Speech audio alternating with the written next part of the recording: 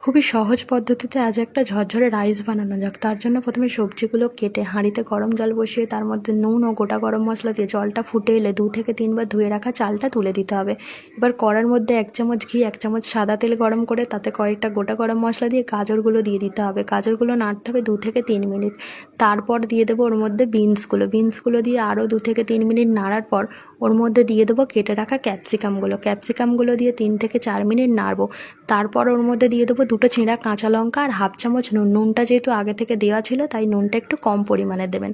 সবজিটা খুবই ভালো করে ভাজা হয়ে গেলে ওর মধ্যে দিয়ে দেবো কাজু কিশমিশগুলো একটু ব্রাউন কালার চলে এলে ওর মধ্যে দেবো 1 চামচ চিনি। রাইস যেহেতু একটু মিষ্টি মিষ্টি খেতে ভালো লাগে তাই 1 চামচ চিনি দিচ্ছি। সবজিটা ভাজা হয়ে গেলে একটা ডেচকি বা হাঁড়ির মধ্যে 1 চামচ ঘি দিয়ে কিছুটা ভাত কিছুটা সবজি দিয়ে বারবার লেয়ারিং করে মিক্স করে নেবেন। তারপরে ওপর থেকে ছড়িয়ে দেবেন 1 চামচ ঘি। এবার রেডি হয়ে গেল